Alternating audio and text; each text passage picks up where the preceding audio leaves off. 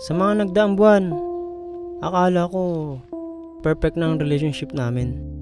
Lahat ginawa ko para maging perfect couple kami. Ngunit, hindi pala.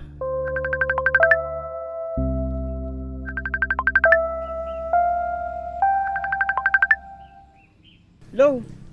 Veronica, asan ka? Nandito ako sa tagpuan natin. Rams, kasi hindi na ako pwede pumunta. Ano? Bakit? Masara natin ngayon, ba't hindi ka pupunta?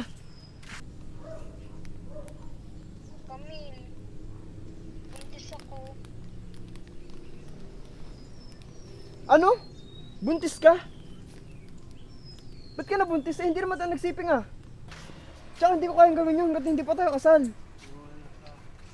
Yun nga ang problema sa'yo, Ramil. Sawang-sawa na ako sa'yo, kaka-faithful mo.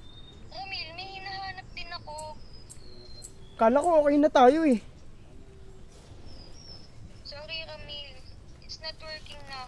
Hindi na din kita mahal eh. Salamat sa lahat ah. Bye.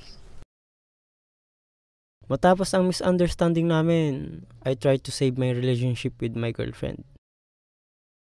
Pero huli na ang lahat.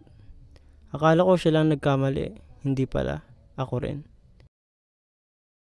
May kulang pala ang pagmamahal ko sa kanya. Sa kabila ng halos, perpekto na ang relasyon namin dalawa.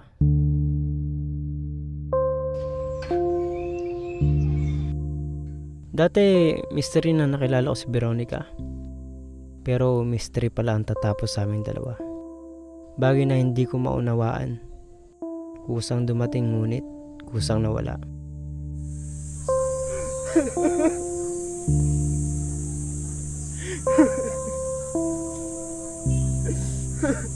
Veronica!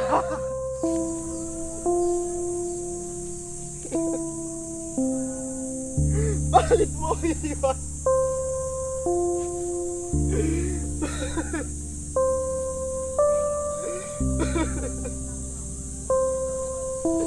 Veronica!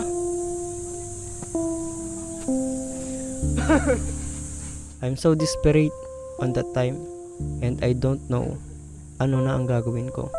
Basta gusto ko na lang tapusin ang buhay ko sa misteryosong lawa na to.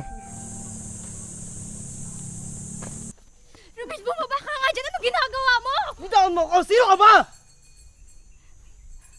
Gusto ko tapusin ang buhay ko! Huwag masayangin ang buhay mo sa babaeng hindi ka naman mahal! Bakit? Nagmahal ka na ba? Nagulat na lang ako nang biglang dumating ang babae sa buhay ko. Hindi ko siya kilala pero misteryosong pinigilan niya ako.